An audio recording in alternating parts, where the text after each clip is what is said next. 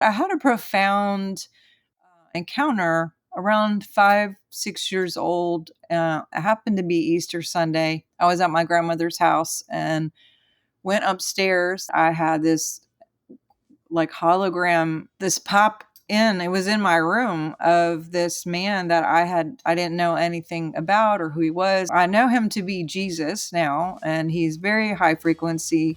And I remember just feeling like this overwhelming, like a love.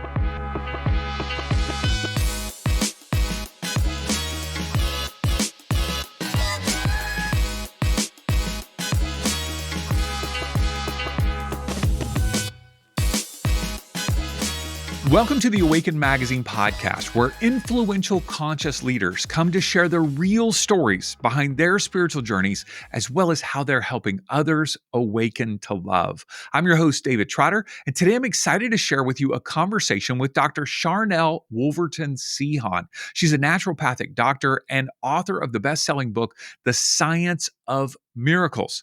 Now, in our conversation, you're going to hear how Dr. Sharnael was traveling as a Christian minister, bringing good news to places all around the United States as well as around the world. And yet at the same time, she began to deal with a serious health concern that Western medicine wasn't able to fully address. And so she began to search out alternative medicines, which ultimately led her to become a naturopathic doctor herself. She talks to us about the power of energy, frequency, and consciousness, and how that can impact our physical, emotional, and mental health and well-being. She also talks to us about a number of different modalities that have helped her tremendously, as well as her clients, including essential oils, remote biofeedback, and ozone therapy.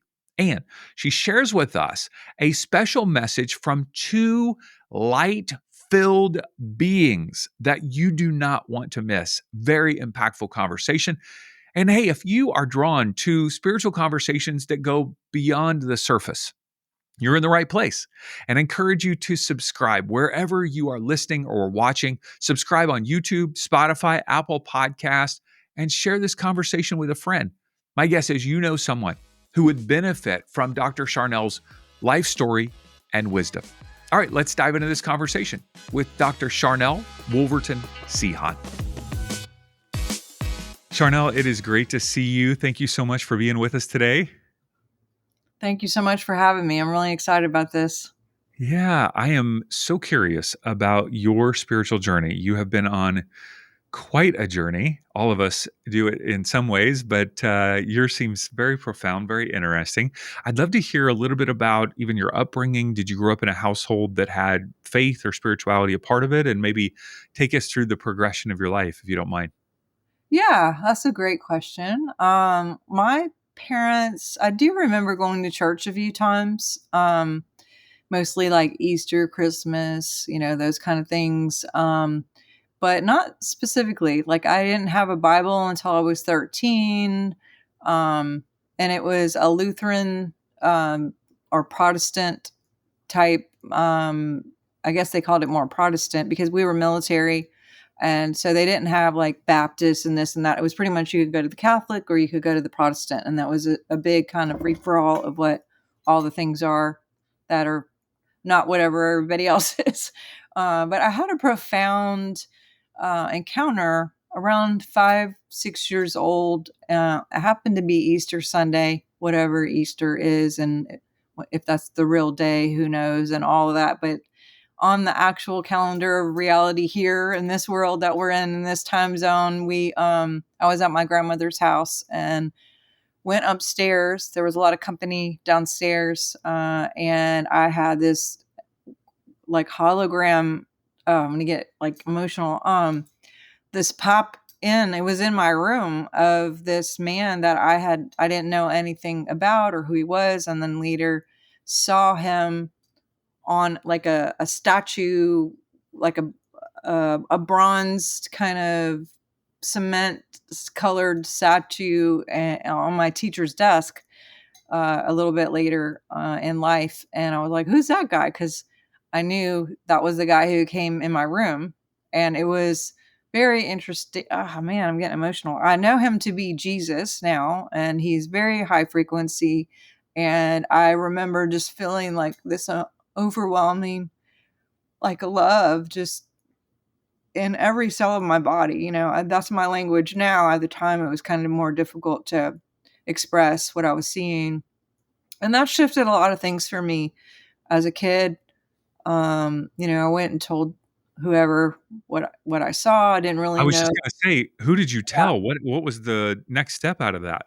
Yeah, I mean, I remember just feeling this overwhelming, overflowing love, literally from the inside out, and just being like I felt like filled and overflowing with just this unconditional love is the only way I can explain it. And yeah, I did. It changed my field. It changed my perception. It changed. I was able to have more access to other people's fields. Again, this is my language now. At the time, I just knew things.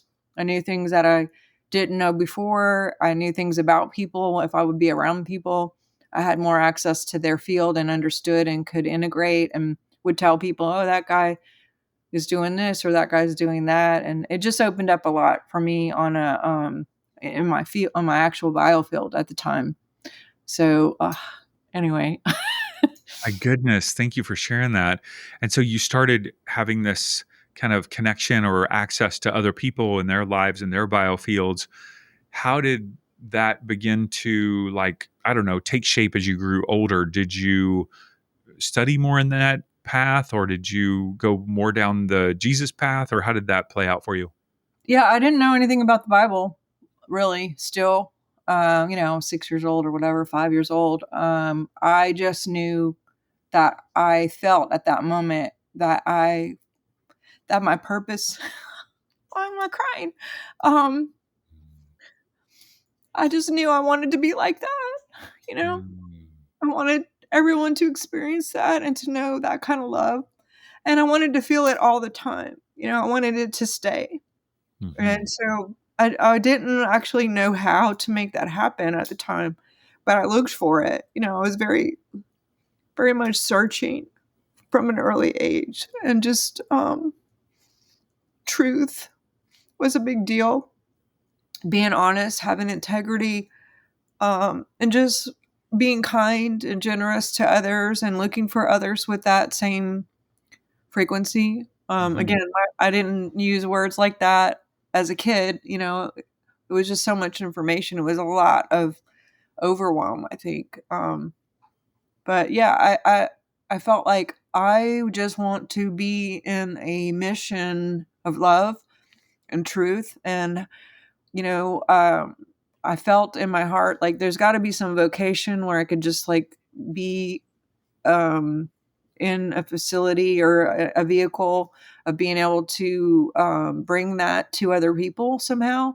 Mhm. And it wasn't until I moved to Louisiana where people, oh my God, everybody goes to church here, which I'm not a church person necessarily, but at the time I was 13 and someone gave me a Bible for the first time. And I remember reading about Jesus because now I knew who the guy was and I saw the miracles that he was doing and had some context for who this guy is and what he did. And at that point, I was like, this is my vehicle.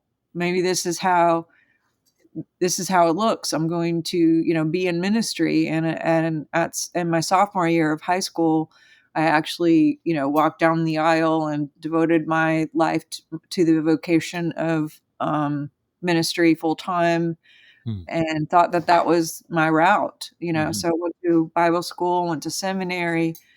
I couldn't put the Bible down at the time. I was just obsessed with especially the New Testament, except for Revelations, which is a really low score, calibrated like 70 or below. But other stuff was like the miracles was my focus. Is like, okay, if greater things than these we're supposed to be doing, like, Mhm. what's the formula to get there, and how do we tap into that? And that has been kind of still my journey. Hmm. And so you went on to then devote yourself as a Christian minister, um, pastor, speaker, for how many years? Oh gosh. I mean, I still feel like I am in ministry, a different vehicle. Hmm. But obviously I'm not in my mind, I thought I would like to be like a youth minister. That was like my biggest goal in life is like, I just want to take kids bowling and talk about God and have fun doing it, but it turned into um, eventually leaving the church and things just not lining up to where I was, and not good or bad, but just where I was. And yeah, it's been, sorry, my animals are making noises over here. Yeah, I kind of morphed out of that in more of a teaching aspect of, conference speaking and teaching at retreats in larger numbers, and then eventually online. Because I love the one-on-one, but I also love that if something comes up, then I can just hit a button and talk to thousands of people and help a lot of people all at once, whether it's online classes or whatever, and people can have access to the information Hmm. quickly without me trying to be omnipresent and like talk to every single person. Yeah, yeah. I know at some point in your journey, you started to experience some health challenges. And I'm curious where that falls in the midst of, kind of all that journey, and that Western medicine didn't exactly help. So I'm just curious what was happening to you, what did you try, and what ultimately ended up really helping you in experiencing healing. That's a great question. Yeah, for me, I think that was kind of a catalyst of the shift. Um, whether it, I don't think it was anything consciously chosen. I just think that after working 120 hours a week in ministry on a regular for 17 years straight, being on 6 planes a week, not really eating the best, and especially then because airports didn't have a lot of variety of nutritional things at that time, and even like working at conferences and stuff, I remember being pregnant and they just like took me through the fast food at McDonald's or whatever to grab something before we went and spoke, and I didn't have a lot of balance, so I think there was a lot of factors that brought me to the health issue. And then, so it was about 7 years of just feeling really terrible and really seeking through the Western field, like you were talking about. And because we grew up military, that's what I knew to do, or what my parents would say is like, go see a doctor, do what he says. And it led me to being on 33 meds at once, not feeling any better, having a lot of side effects.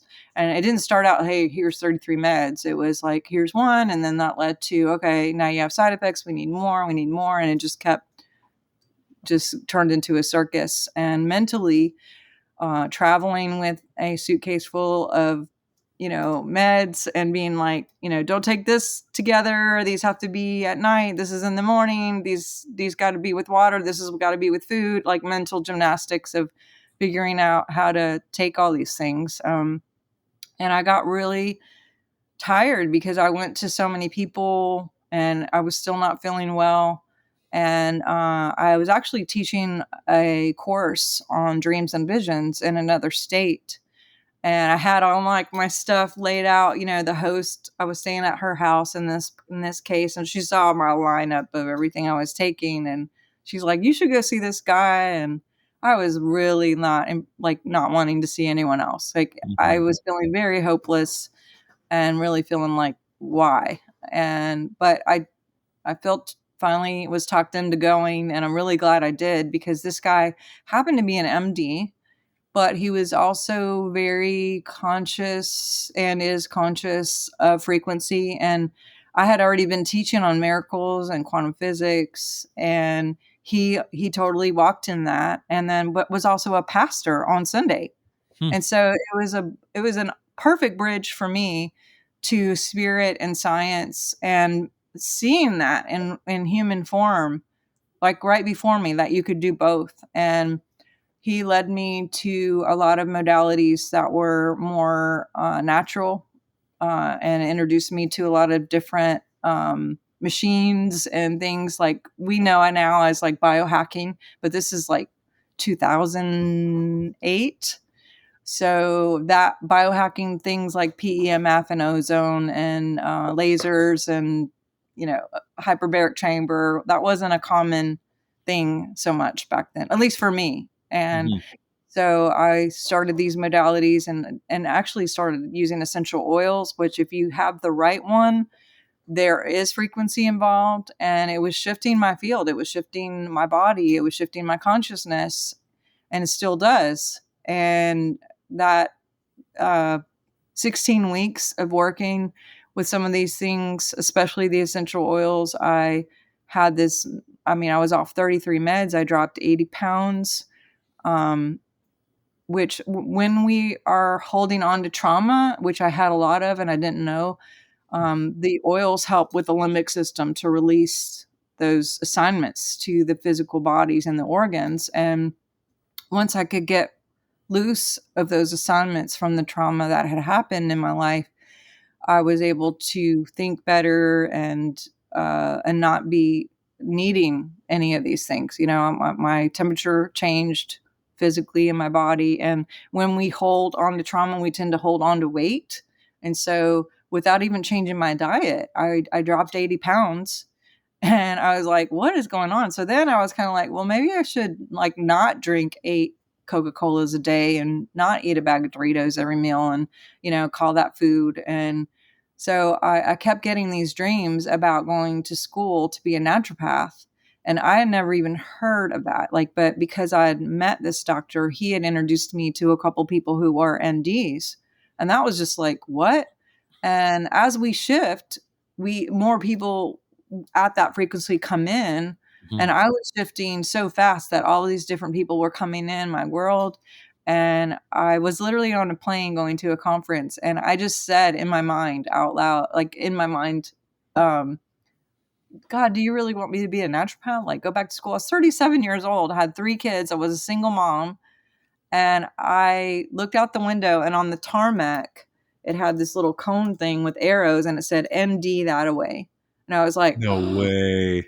yes. And the synchronicities were just like, so yeah, I was in school Monday. I literally signed up for school Monday and went back to school and did the whole internship with this guy. And it, it became a bigger vehicle for me.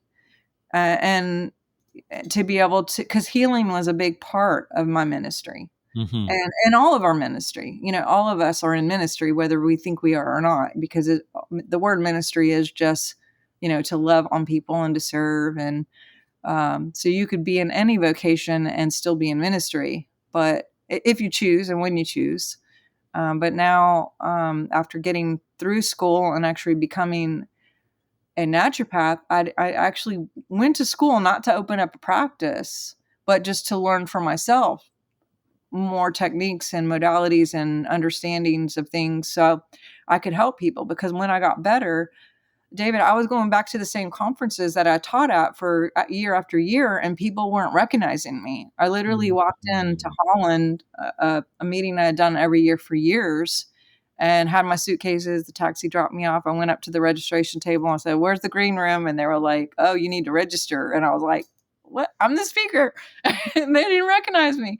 And this happened over and over. And so when they saw me, and then they saw my disposition, I was happy. I wasn't feeling horrible when we're sick. Like everything looks glim and horrible, and I was really down. And not everybody can be like that. I don't want to put everyone in there, but for me, I was just depressed and trying to talk about God and love and joy and not feeling it. And now that I was feeling it, I was like, wow, I got some work to do. So Mm. the church Amazing. people, yeah, the church people actually started saying, "Hey, can you come back and teach on that?" Like, because oils is in the Bible 1,600 times, but I had overlooked all that in seminary. No one pointed that out to me. Mhm. I kind of thought, oh, Luke, the physician, wasn't handing out scripts, you know, so it's interesting. Amazing.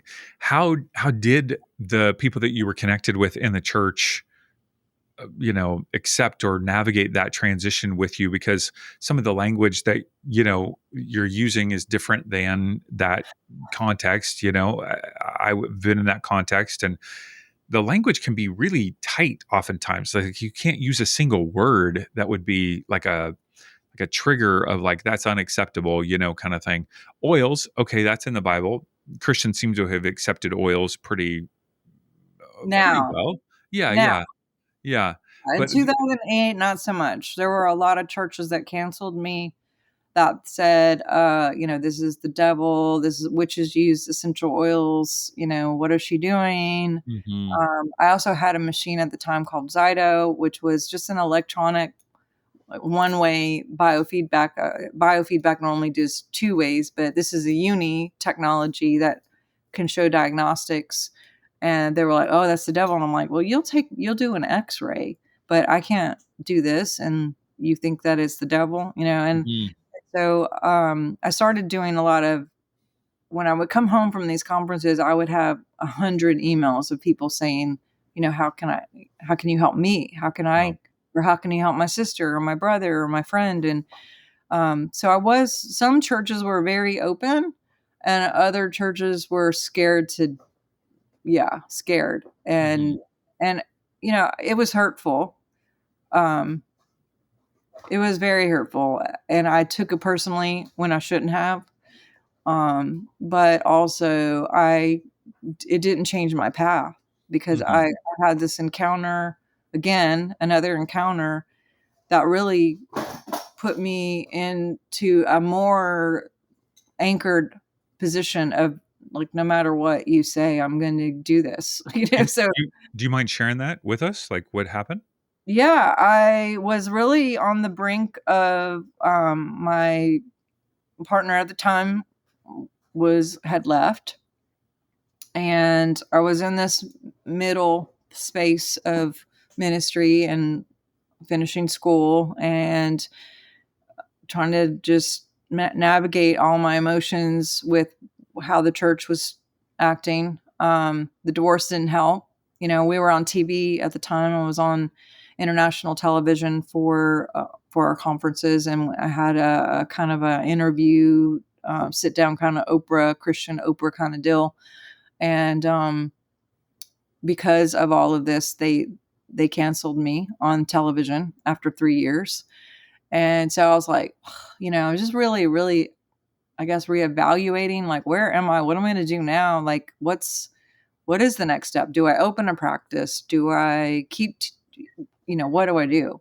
And Mhm, so here I was, like, a single mom, finished with school. The church was whatever. And I walked in my living room one day. And when I did, it was like my living room was there, but there was this layer again of this hologram. And there were these two ginormous beings standing there that were, I don't know, I'm bad with numbers, but 14, 16 feet tall.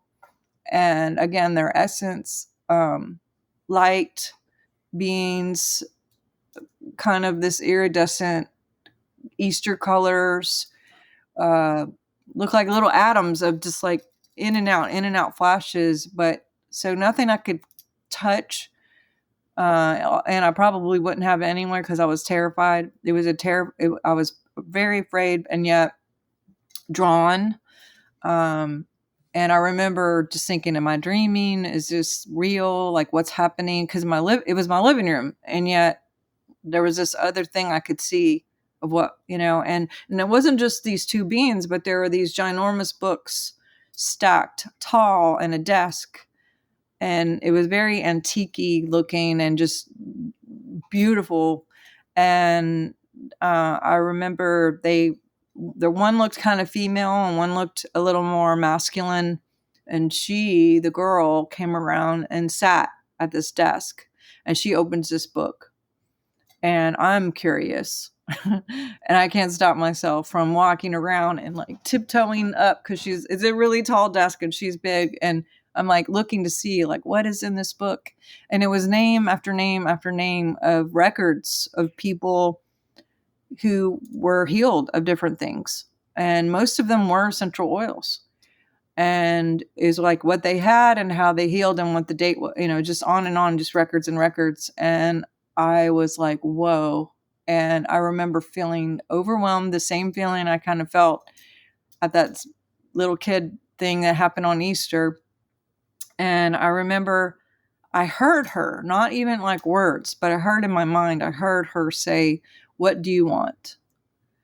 And I was shocked that I could hear her without her mouth talking to me. And yet I said, I want to be a part of that.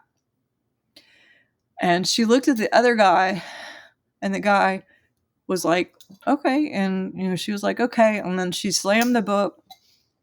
And when she shut the book, she pointed at me, and it got really serious. And she pointed at me and she said, "Tell them they're not truly living unless they're living true." And then she was gone.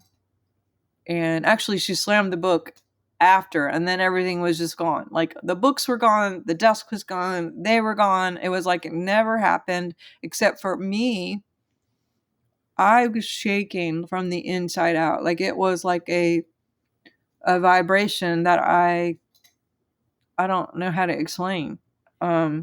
Except for I had to sit down, and then I was like thinking I'm crazy. I was like, "Oh my God, what was that? What just happened? What's I really had no idea of what happened." And I thought, well, maybe this is just a dream and I'm gonna wake up in a few minutes. But here we are, and maybe this is still a dream. I don't know. But I never woke up from it. And I just had this insatiable desire to learn everything possible about all the natural things. And just really, you couldn't deter me at that point. For me, this was the biggest ministry I ever had, is to walk in this field, and to not just the physical either, David. It's not just the naturopathic, but also just consciousness and frequency and the field, and how to raise that frequency and what happens if you do and how that works. And I literally had downloads after this so long. I just wrote down and drew pictures and wrote everything possible. And that's actually how the book, The Science of Miracles, came out, is this field, because no one ever taught me any of this. Like, I didn't know any of the stuff that's in here. It's literally all what came from that encounter. And Wow. So yeah.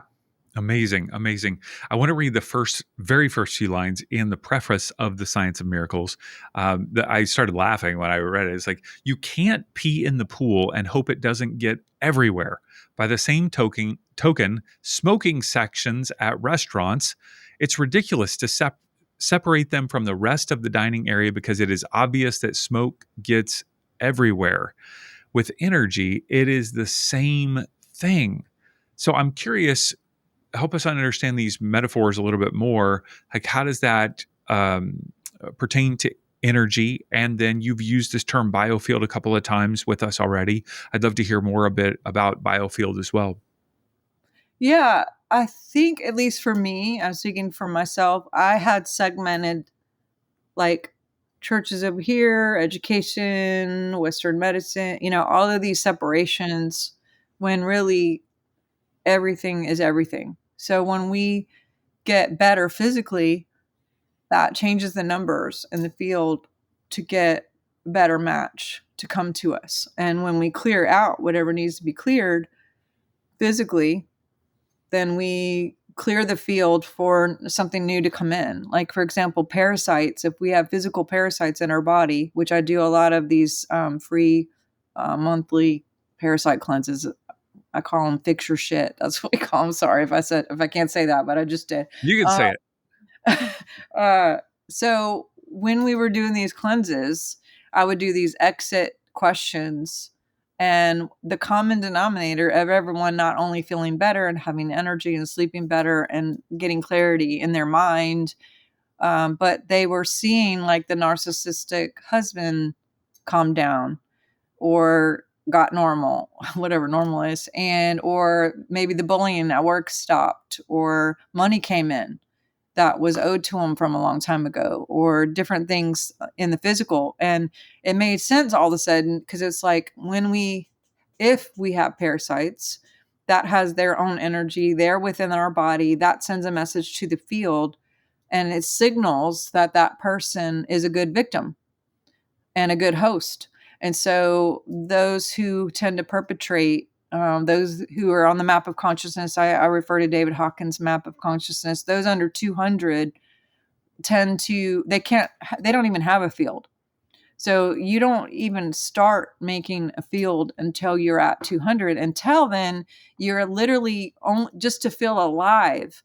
You usurp other people's energy to even feel like you're here. And you can see that on cameras. Actually, now we have the technology to see, and the plants do it, animals do it, and of course people do it. And so when I don't know, it just came to this whole new awareness of being able to understand energy, and to understand as we go up in the map of consciousness, then we actually increase the realm of our field, to more lengths. I've tested some people up to 20 feet in their field, and For people animals who have, for people who aren't necessarily familiar with what you're talking about in terms of the field and distance, what is that? Like, describe it to us like we're a second grader, you know? yeah. So we all have this. Well, we don't all, but anyone over 200 has an aura, or a bioelectric belt, or this thing. We have this Merkaba of stuff, and there's equations that are in the field. And what is the information of the field? Everything we think, everything we talk about, everything that's going on in the body. People who digest well tend to digest emotionally and mentally better. As things come to them, they're alchemized before we even have to think about it. And so, digestion and physical, and going back to that, you can't pee in the pool and hope it doesn't get anywhere. Like when we change the physical, we change the field. Therefore, new people can come in, money can come in, the job offer comes, things are easier. And so in my former life, I thought like, oh, if I just do these things, this will happen. I got to take these steps. I got to go to college. I got to, all this stuff, when really it's all about consciousness. It's all about working on ourselves. It's all about the more integrity or integration, mind, body, and spirit that we have, the higher numbers we have, and then this field goes out further and we have more access to information. So we have a field, animals have a field. It's made up of what we're thinking about, what we're talking about, and especially what we're feeling. What we're feeling is the biggest magnet of all of the things. Mm-hmm. We can also have DNA information of like what we're born into on our DNA package. So what grandma and grandpa had, that's now in the field, which sends out a signal, good or bad. And it's not a blame game when we know that there's stuff going on. It's still fixable, and biofeedback can do that.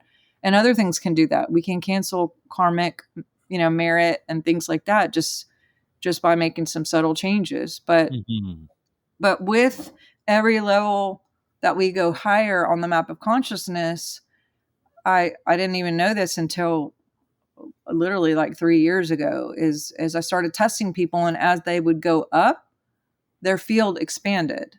Hmm. And if your field expands, you have more access to information, you're more empathic, you have psychic abilities more, you have the ability to, to put yourself in other people's shoes, and to receive knowledge. Everything in the whole conscious field is everything that's ever happened on the earth, all the history of the world. The earth actually has a field, or a resonance, which is called the Schumann resonance, Mm-hmm. and it's 7.86, I believe. So there's a collective field, and then there's individual fields.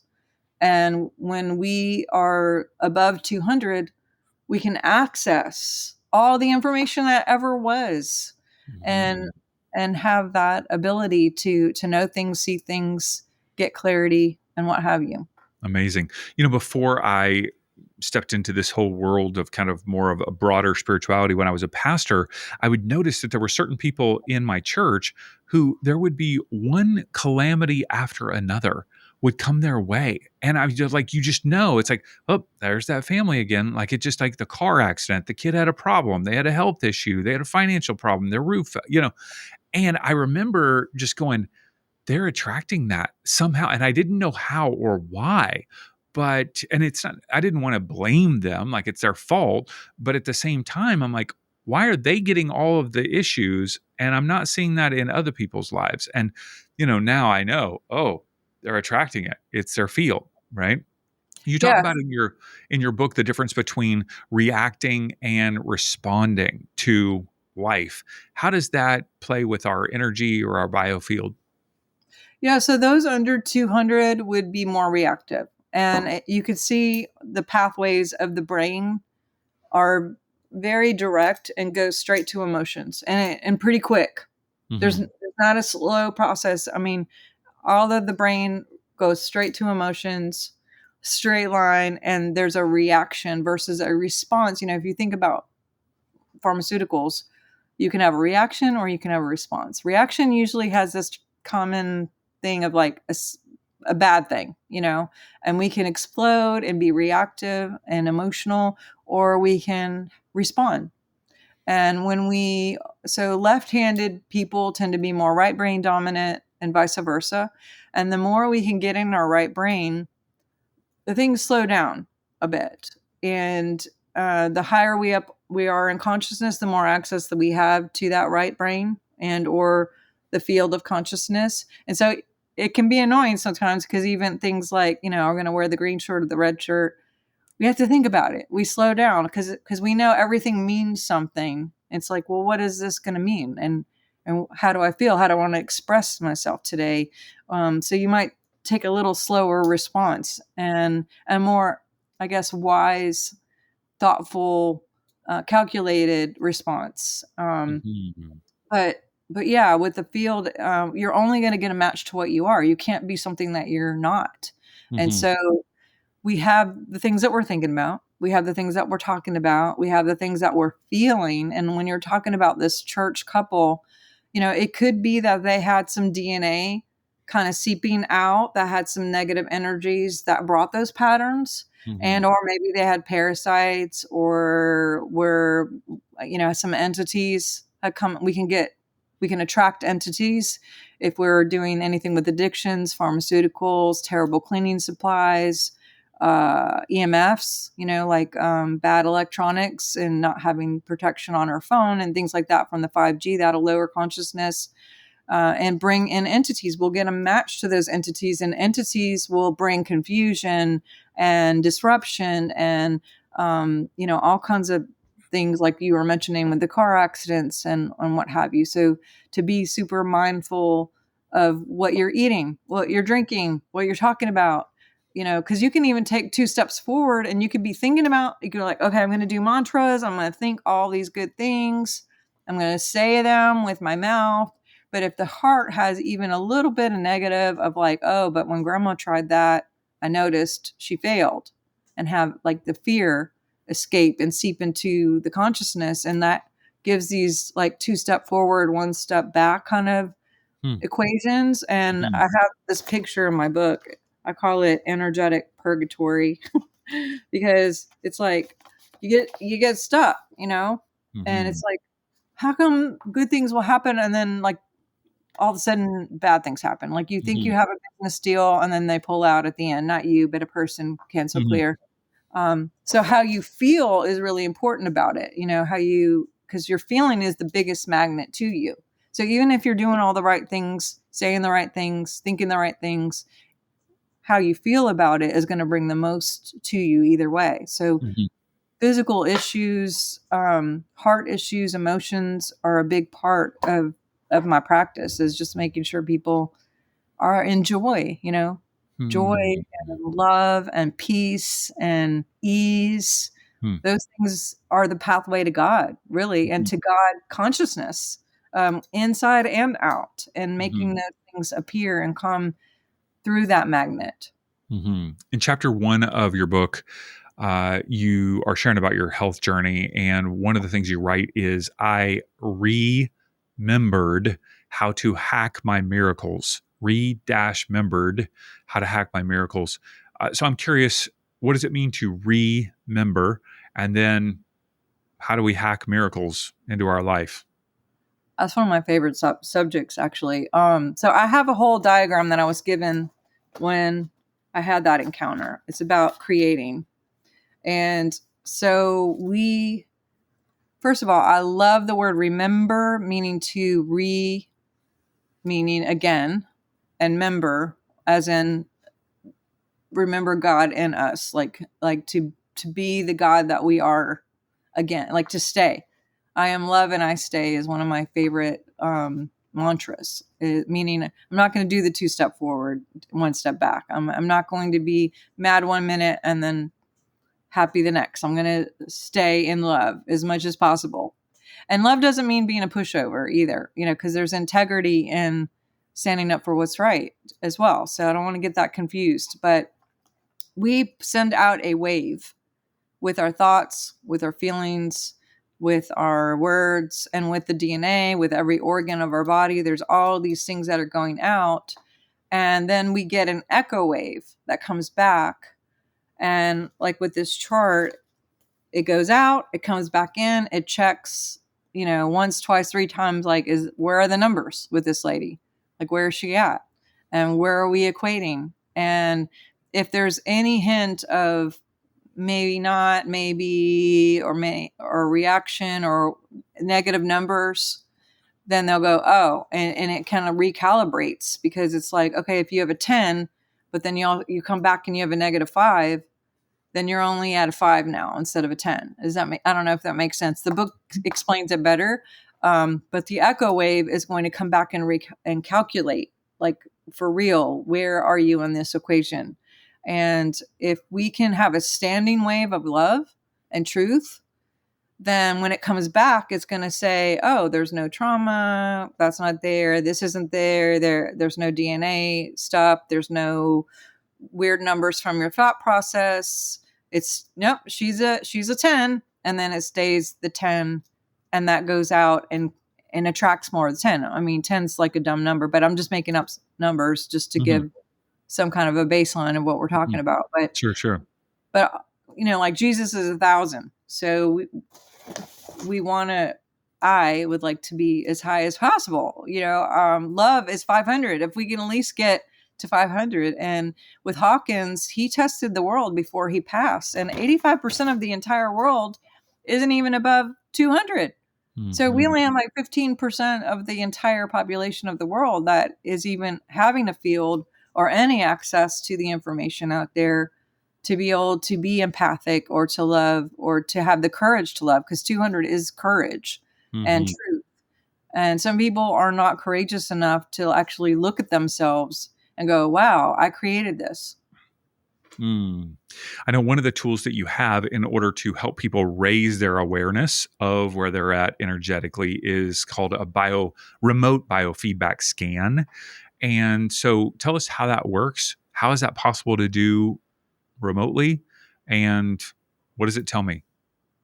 Yeah, so I love biofeedback. I also do soul audits. Soul audits will actually detect your female male energies. It'll find your 5 blocks. It'll test to see how far out your field is, where you are on the map of consciousness.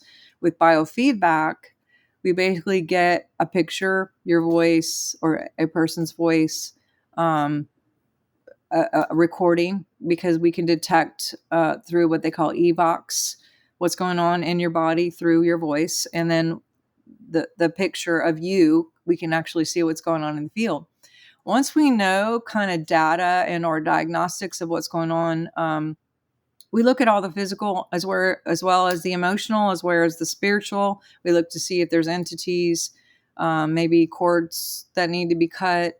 We look at hormones. We look at adrenals and glands and major organs. We look at electronics and if that's affecting you. We look at allergies, and sensitivities to food and or environmental issues. We can look at your skeletal. We can look at Oh gosh, This there's is so all many. through a computer program that does this? Like, you feed the information in and it gives this feedback? Yes, because everything, all the information about your physical body is in the field. And so once we know the inner and the outside, it equates not only where you are diagnostically, but then the fun part is they customize frequencies to send back to you, or the person, I should say, and alchemize the field, bringing you up, but also clearing out anything negative so you can go up, because we can't go up if we have these negative numbers bringing us down. And I say up and down, but really it's in and out, up and down, all around. So, I had some diagnostics that only had what they call uni, meaning it would only show what to do, but this is biofeedback. So it does both diagnostics and customized frequencies to send to you. And my left brain was like, how is this long distance? Like, what in the world? How can this happen so far away? But the doctor that I was telling you about earlier, he got the software first and he was like, let me try this out on you. And do you care if I use you as a guinea pig? And he's in another state. And I was like, sure, like thinking this is, I didn't even believe in it. And he, after like 3 weeks, I was like, hey, did you do that thing? Kind of laughing at him. And he was like, oh, I totally forgot. I'll get to it when I just got all these things going on. And then one day I came home from work. I sat in my living room. It was like 2 o'clock. And I sat on the couch and I looked at my husband. I was like, man, I feel like really tired, like pregnant tired. Like I never take naps. I can't sleep if lights are on, and definitely feel like FOMO. So I feel like I might miss out if I'm sleeping during the day or something. I don't know. But I literally was like, instantly kind of thought, well, maybe he's doing this thing now for some reason. And couldn't even text him to ask, because I literally fell asleep sitting up. Never has happened in my life. Sitting up in my living room, kids coming in from 2 to 3 o'clock. 5 children in and out, or actually it was three at the time. Dogs, cats, like literally slept through it all. And when I did come to, I grabbed my phone and said, "Did you do it?" And he had texted me 5 minutes to 2 o'clock and said, "Hey, I'm about to run this thing on you." That And is sending the frequency to you yeah, from another state. yes. And still, David, still, I was like, how is this happening? And so I did that thing that I do. I'm like, okay, God, what's the deal? And I need to get this. And the next day, my direct TV went out. And so I called the 800 number like they tell you, and some dude in wherever, Mexico or something, answered, and he was like, okay, turn it off. Okay, we're going to send you the signal, and I turn it back on. Okay, it should work now. And lo and behold, it did. And I was like, still not really connecting. And then I was in my Jeep driving, and my satellite radio went out. And so it has this 800 number. And so I call, and this guy's in India. And he's like, okay, pull over, turn the car off, do the thing. We're going to send you a signal, and then turn the car back on and whatever. And there was my radio. And then all of a sudden I was like, oh my God, this is like that. And so we are all antennas. We're all receivers. We're all satellites. And I use this for good reasons. There are people who are using it for really not so great reasons, and governments that are using voice to God tech to get people to think they're hearing God's voice, and they're really hearing what the government wants you to hear. And I mean, not to get all conspiracy theory, but this has been around since the 40s. And they've known about this whole technology for a long, long time. And we could have had this years and years and years ago, but they just didn't want it out because they want to keep the Western pharmaceutical, which is witchcraft. Being honest, the word pharmaceutical comes from pharmakia, which means witchcraft. So they can say this is witchcraft, but it's like, no, the real witchcraft is the pharmaceuticals. But Mm. anyway, yeah, biofeedback works long distance, very easy. Some people get tired. After my third one, I wasn't tired anymore. Had the opposite effect. I actually cleared out my entire garage in like 3 hours. And was like, had 23 bags of garbage to bring to like Goodwill and stuff, and went through my drawers in my kitchen and had all this energy and just slept really well. And some people have other things. Yeah, we've had people who wrote books after 3 scans. They just had like downloads of ideas for their business or books, or the job came through, or the money that was owed to them from $40,000 came through from some inheritance that was held up in a trust for however long, or someone owed them money and all of a sudden they were like, oh yeah, I think I should probably send that money back. Mm. And so a lot of things happen in these things, when grief and death and ideas and thought forms are moved out and the stagnant energy is moved out, that leaves more room for other things to come in. But also, Mhm. we're raising frequency. And I don't look at it like, okay, everyone should scan every week for the rest of your life and be dependent on it. I kind of look at it like training wheels on a bike. You don't need training wheels when you're 40 on a bike, hopefully. But the first few times you get on a bike, you have these training wheels, and then the training wheels are gone, and you know how to balance on your own. And your body remembers, oh, this is how it's supposed to be. The word remember to me is easier than learn. Learn feels like efforty, Mm. Remembering is we're already there. It's just removing the blocks so we can shine and be radiant and like be our best and attract the best back into Mhm. us. Mhm. One of the other modalities that you offer is something called ozone therapy. So I'm very curious about this. What, once again, describe it to us like we're in second grade. What is this? So ozone is probably, besides essential oils, one of my favorite modalities. I'll know if someone needs it if they have a biofeedback scan, we could see, but it helps with things like Lyme, bacterial issues, candida. Um, it's flooding the body with an extra electron for oxygen to really be absorbed in a better capacity, because we age and or get health issues not because we have to, but because we tend to have a less ability to absorb oxygen the way we should, which affects the cells and the brain and the organs and the field even. So in my experience, I've helped hundreds of people get their own generator. When I was reversing cancer and myself in 2015, I had the IVs done. And I thought that was the only way that you can administer ozone. And at the time, they were around $300 to get an IV. I recently, a year ago, went back to just revisit maybe getting some maintenance on ozone with the IV. And I was so shocked to see that people were charging like $1,300 for an IV now. And I'm like, okay. And I wasn't going to hire a nurse practitioner or whoever in my practice to just do that for me. Um, so I looked into getting my own generator, and now I teach people. And you don't have to be a doctor to have your own generator. A generator is only $1,100, $1,200, and you can administer through ears. It's kind of like a stethoscope, but it goes in through the brain and through, which helps with brain dynamics and connectivity. And then the ozone goes in through the sinuses and through the body. You could do rectal insufflations. You could do a bag. They call it a body bag, where you just literally go in this bag and it like goes in through the pores of your skin. You could do vaginal insufflations. I'm going to But choose out of all those options. I'm going to choose ear. Okay, I'm just going to tell you. I love the ear. And yeah, you could have like major changes, not just in your physical, but again, as we've been talking about, if you change the physical, this also changes this, because if we're killing Mm, parasites, bacteria, Lyme, fungus, cancer, obviously that's going to change your field to bring in more things that are more positive, but also you're going to feel better, your energy is going to be better, your metabolism is going to be better. Um, yeah, it's a win-win for sure.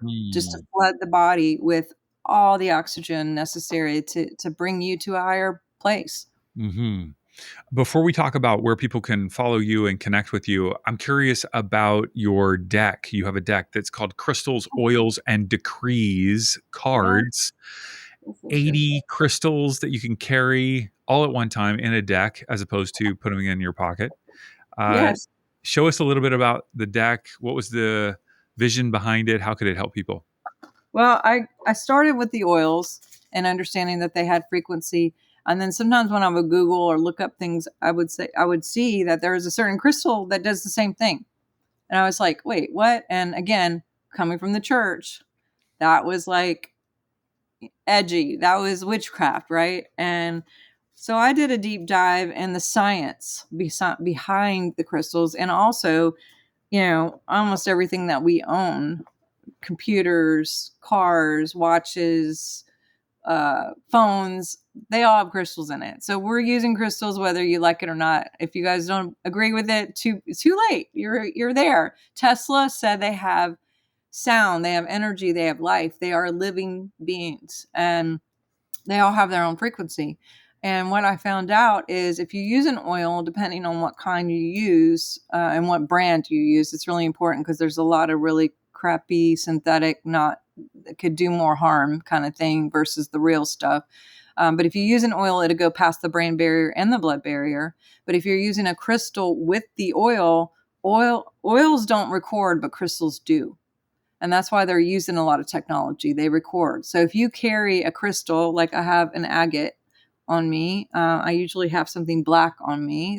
They all do different things and serve different purposes. But if I'm using an oil, it's going to record the oil as well, and it will hold in my field longer.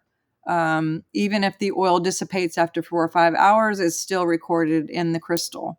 Conversations are recorded in the crystal, intentions are recorded in the crystals.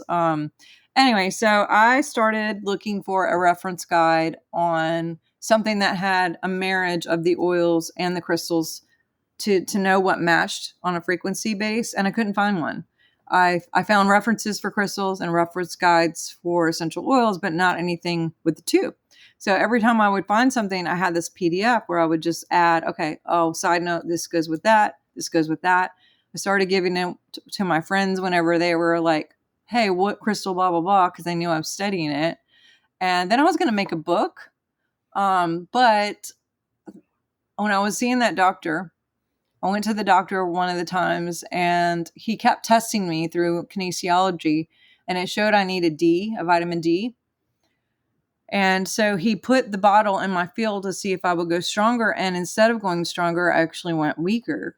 And he was like, what is going on? This is vitamin D. It's in your field. You should be strong now. And he didn't know if it was the label, the brand. He went through all of that, and he was like, none of that. So he went through each word. And when he got to the word Ecuador, my body went weak. And I had like a almost death situation, trauma that happened in Ecuador. So I was like, oh my gosh. So we cleared that, and then I was fine. But what it taught me is that words actually had a frequency to change the field, and images had the same thing. And so I decided to make a card deck instead of a book, because now if I just pick whatever that I need for the day, I could stick this in my purse or my kid's backpack, or put it under my pillow, or bring it in my car for the day, or put it in my dog's bed, if that's what she needs, or stick it underneath a plant and give it a little extra frequency. I also charge like my water or whatever I'm drinking for the day, because it has the same impact as if I was carrying the crystal itself. And we've done numerous testing where I put the crystal in the field. They're strong. I take it away. They're weak. I give them the picture or the image of it. Same thing. They're just strong as if they're holding it. And for packing and traveling as much as I do, this is a lot easier on the luggage, and my husband carrying around 40,000 pounds of crystals everywhere we go. And so, yeah, that's I kind of love it. the whole idea of this. And people are using them in their practice. Like massage therapists are having people pick, and then they set it on the table while they're getting their treatment, or the estheticians or the counseling people will have them pick it. But you can use it as more of an education thing too, because on the back basically has what the crystal does. Like, this is rose quartz. Mm-hmm. It'll have all the emotional, physical, whatever, education of it. And then it also has a decree that has equal frequency. And then it has the companion oils of what top 4 oils go best with that crystal. So you Right. can use it like flashcards just to learn, or you can use them as tools for frequency. The one thing I did not realize, and I got after, I was like, oh, these are my actual real, like I own these. And these are my babies, and now they're all over the world in people's homes. And it's like, oh, I got to share a little love everywhere. That's So, so fun. yeah. So where can people learn about getting a remote biofeedback scan, about ozone therapy, about your deck, and all the other things that you offer? What's the best place for them to connect and follow you online? Yeah. DrSharnael.com. It's DrSharnael, like Israel. DrSharnael.com has I have online classes. I could do biofeedback or soul audits. I have a lot of books. I've written 5 books. They're on there. My card deck's on there. I have so many free resources. If you get on the newsletter, all my social medias are there. Have a YouTube podcast. We do a podcast every Thursday at noon. So you can go back all the way years and years back of different guests that we've had. And I'd love to have you as a guest, actually, if you'd be interested. Sure, of course. I'd be honored. I am curious. There are probably people listening, my guess is, that are feeling a bit overwhelmed or hopeless when it comes to health issues. And I'm just curious what encouragement you would give them today that could provide them with some hope. Yeah. Number 1, live true.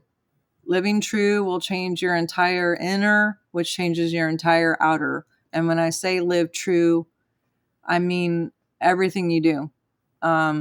Do I go to the grocery store at 2:00 because I got that intuition, even though I'm really committed to doing blah, blah, blah? Maybe renegotiate that appointment and follow what you feel. I never just ghost people, but renegotiate and say, hey, would it be okay if we change this up or whatever? Living true, meaning your job or your mission, your partner, your friends, what you eat, what you drink, all of it. Cause that lady, that angel, whatever, who she said, you're not truly living unless you're living true. And when we are living true, there's ease in the nervous system. There's the capacity to have all the information come in that was required to do what we need to do, and to have that wisdom and understanding of how to love and how to embody truth and walk it out. Because it's one thing to know it, but it's another thing to embody it.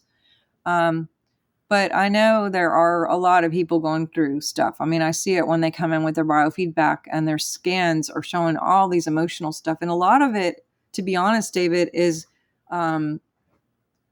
what I call blue, the lower frequency things. And a lot of it is from past traumas and or even things that are triggering those traumas and or DNA issues. And Western medicine would say you can't clear that, but you can, and we can clear that, and we can help people feel better and get on their mission. Because every one of you who are watching, you have something that no one else does. You have your own path that I don't have, that David doesn't have, that no one has but you. And we can't do it for you, but you can when you clear all the things. And so I think the first step is actually just getting some diagnostics of where you are. Whether it's a soul audit or a biofeedback, we can clear some of this too. So you feel better pretty fast, and it's not laborious. It's pretty easy. Sharnael, thank you so much for sharing your story, your heart, your wisdom. Really appreciate what you're doing in the world. So thank you for being with us today.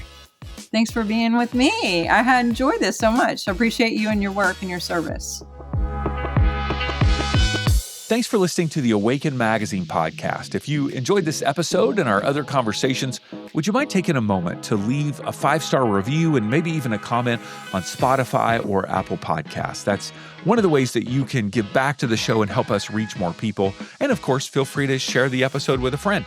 And if you're not already on our email list, we send out an inspiring email every Monday morning full of articles and interviews. Just head on over to awakenedmagazine.com and click subscribe and join for free. Our hope is that all the resources we share will help our world continue awakening to love.